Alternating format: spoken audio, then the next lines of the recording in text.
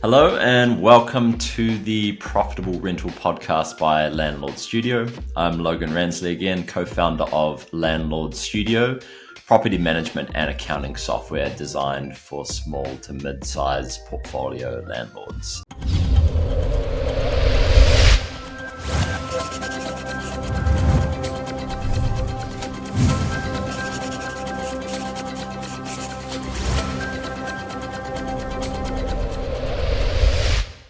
In our very last podcast episode for the season, we have Mason here, Mason Mello from Sure Insurance, special guest today. He is the VP of Sales at Sure, and we'll be getting into sort of all the nuances and getting some insight into discussing what renters insurance is, what it covers, what it doesn't cover, and I guess the benefits of renters insurance for both tenants, but also for landlords as well, for you listening today, and why it's important to probably consider that when you're getting new tenants into your property. Welcome, Mason. Thanks for having me, Logan. Thrilled to be here. Looking forward to the discussion. And it is your first ever podcast episode, I heard. Yeah, first ever podcast. Hopefully not the last, so we'll see how it goes. I want to jump straight into it. Why don't you just hit us with a 30-second pitch on who Sure is and what you guys do? So at a high level, Sure is a technology company at our core.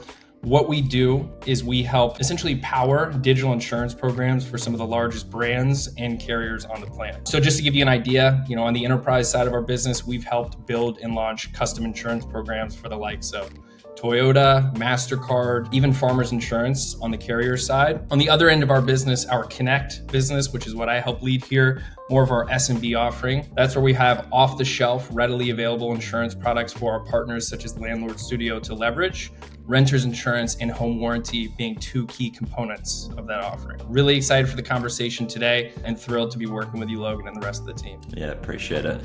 Didn't actually know you did the enterprise stuff. That's a new thing that I've just learned, so it's quite interesting. On the sort of consumer side, why don't you give us a little bit of insight into, I guess, what renters insurance is and particularly the product that we've integrated with into Landlord Studio. What does it cover? And I guess, what are the benefits for, tenants and landlords? From our perspective, I know we're biased, but we say and we think renters insurance is one of the smartest investments any resident can make during their lease. From a high level, Logan, it's going to help cover things like you and your personal property from the unexpected. Right? Things such as fire, lightning, hail, vandalism, the list goes on and on. It's also going to help cover things like theft and damage to your personal property, additional living expenses if your unit becomes uninhabitable. Even on top of that, can help cover medical bills in the event someone were to injure themselves on your property. And one of the most common misconceptions with renters insurance is that people think the actual coverage is confined to your actual unit and the boundaries of your respective, apartment or home or what have you. But interestingly enough, most renters insurance policies, let's say you were to bring your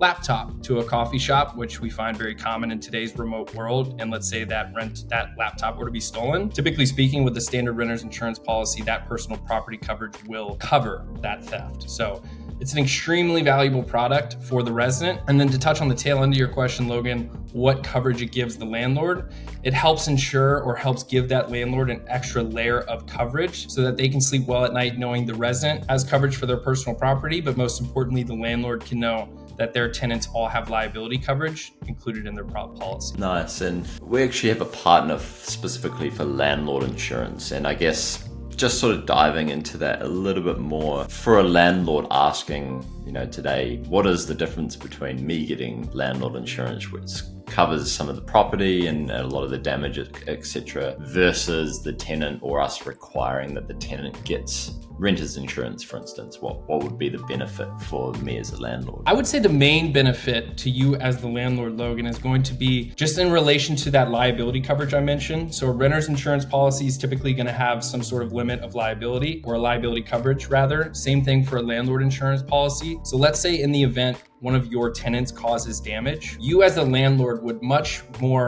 rather prefer your tenant to file a claim on their renter's insurance policy on the liability piece to help cover that damage versus you having to file a claim on your own policy, which, as we all know, with any insurance policy, when you file a claim, that premium is more than likely going to increase. So in short, It lets you as the landlord sleep well at night knowing you have that extra layer of coverage and knowing that your residents also have the personal property coverage that they need to obviously live throughout the duration of their lease with the protection that they obviously, need to have for all of their belongings. Yeah, it's quite interesting, and it's something we've sort of baked into the flow now, because a lot of landlords that know about renters insurance do actually require it as a part of their lease details. So we've actually sort of built that into the flow to help landlords then sort of request either a copy of renters insurance as a part of their lease, or give them a really easy way to purchase it, which is where we've sort of built the Sure app experience into Landlord Studio, which is awesome. On that note, Logan, that's a perfect example of really what Sure seeks out to do. We really try to bring that insurance purchase to be when it's most contextually relevant for the end consumer. In this case, for the renter, around the time they're moving in, right, during the onboarding process, we try to, here at Sure, we try to leverage our technology to embed and distribute that insurance product when it's most top of mind. And that's why our partnership with Landlord Studio is a perfect example of that, allowing the resident to purchase coverage when they're being onboarded, and allowing the landlord on the home warranty front to even purchase home warranty coverage within their maintenance portal. Really bringing that insurance distribution to when it's most contextually relevant for the consumer. Sort of heard some of these terminologies like liability cover, loss of use coverage. So it's sort of like these terms that are used within the policy itself. So could you sort of elaborate on some of those terms, and what are some of the key terms that I guess renters need to be aware of and what they mean, etc.? Absolutely. Liability coverage, depending on who you're asking, is going to be one of the most important coverages within a standard renter's insurance policy. The liability coverage that is included with most renters insurance policies is actually the main reason why landlords require this. Liability coverage is going to help cover anything in the event of damage to the property. Let's say the tenant accidentally causes a fire and it causes significant damage to the actual unit. That would be covered under your personal liability coverage. It's also going to cover things like medical liability. So to give you an example, Logan, let's say you have some friends over, one of your friends brings a +1, and that person happens to slip and fall and cause some sort of severe injury. That person technically could sue you, and it would actually help cover those attorney fees with that respective lawsuit, and also help cover the medical bills for the respective injury. So there's a tremendous amount of value as to what it gives the renter. And when you look at how affordable the product is, it's, from our eyes, a no-brainer. And then to touch on the second part that you mentioned, Logan, about additional living expenses, in the event your unit becomes uninhabitable, let's say that fire causes so much damage that you can't even live there, a renter's insurance policy can actually help cover your living expenses to stay in a hotel or stay somewhere else while that unit is repaired. Just another layer of protection it gives you as the resident. I mean, you've sort of answered this already, but an argument that we hear all the time, especially from tenants, is, I don't have anything worth insuring. I don't have enough with insuring. So I guess what would your response be to them, and why should the tenants care, and how should they actually think about this as an investment rather than just thinking about their belongings that they're insuring? It's a good question, Logan. Ironically, or to find humor in it, I live in Los Angeles. So if I had a nickel for every time I saw a new Wayfair package on my neighbor's doorsteps, I think I'd be a very wealthy man, right? And I think that's a perfect example of how people don't really understand or realize just how valuable their personal belongings are. When you look at your furniture, your electronics, even your personal collections, that value quickly adds up. And from the tenant's perspective, they always say it won't happen to me. This will never happen to me. And that's what insurance is all about, helping cover you from the unexpected. I personally believe it is one of the most beneficial safety nets that you can get as a resident, regardless of whether you live in an apartment, a single family home, or anything else. And one would be surprised, right? You always think, this won't happen to me, but life's unpredictable, right? And it's always important for any resident or any tenant to make sure that they're prepared for any sort of unforeseen accident or unforeseen damage to their property, or in the event somebody hurts themselves on their property. It's a mutually beneficial type of product. And what's the sort of cost that tenants are paying for an insurance policy? Where does it start? How much does it start at? Typically speaking, a renter is going to pay depending on their financial needs. Like for our product in our program on the renter's insurance front, we're active in all 50 states, right? So it's really going to vary depending on where they are in the United States. From a high level, a resident's going to expect to pay anywhere from like 10 to 15 bucks a month, depending on their financial needs, how much personal property coverage they would like. Also, if they want to add on any additional coverages like earthquake coverage or something of the sort. So it really will depend on that respective resident and their financial needs. But from a high level, it's typically anywhere from about 10 to 15 bucks a month. Seems a no-brainer, really. And it's not an expensive investment to take out, especially with the unexpected these days. So it makes sense. And when yeah, 100%. And again, I know I'm biased, but we feel it is an extremely valuable product, not just for the resident, but the landlord as well. And that's what's interesting, is that a lot of landlords want their tenants to have just liability coverage, and that's it. So a lot of them will require some sort of master liability program or something of the sort that just covers the tenant's liability.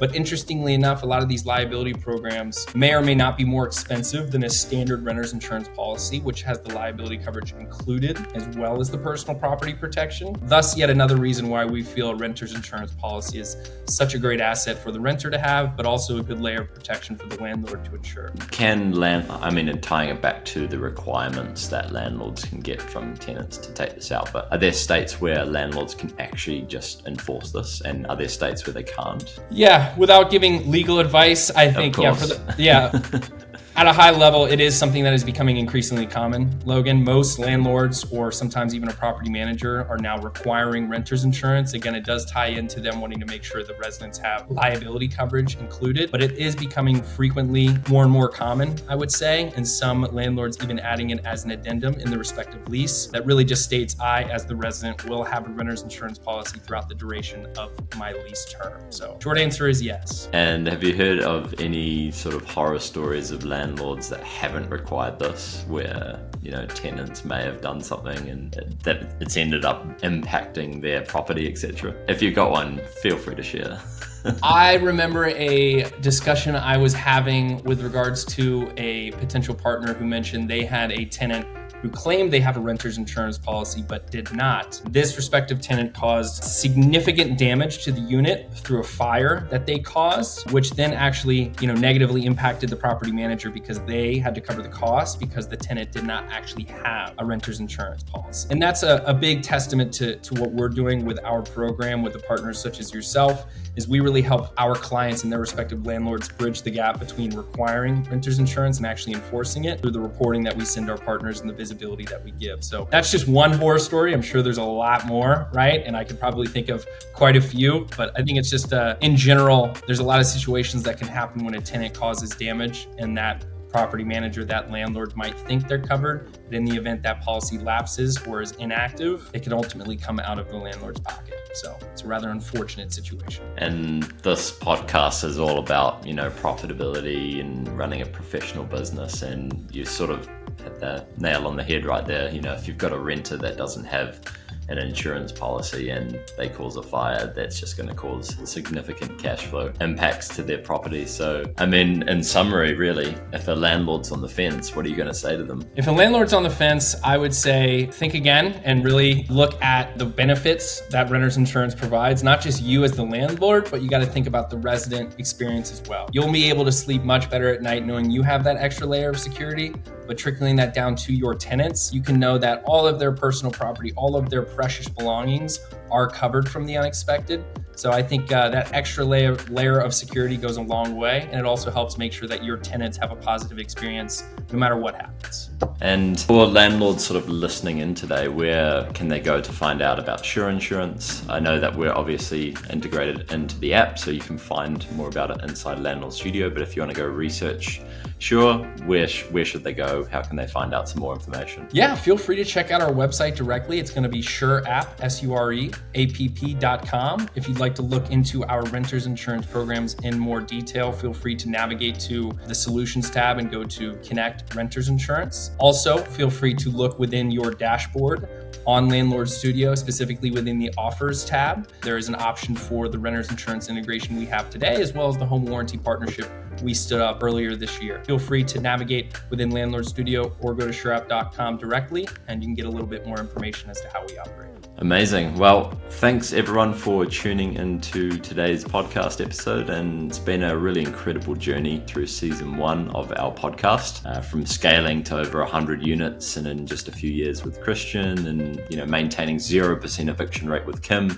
We've covered a lot of ground, and we're really grateful for everyone who's listened in today. And I hope you've learned a lot throughout this podcast season so far. And so in the next few months, we're going to be diving deeper into sort of end of year tax strategies. So stay tuned, and hope you have a good rest of the day. And be sure to check out Sure, hit the subscribe button, follow them on all social channels. And until season 2 of the Profitable Rental Podcast, we'll see you then.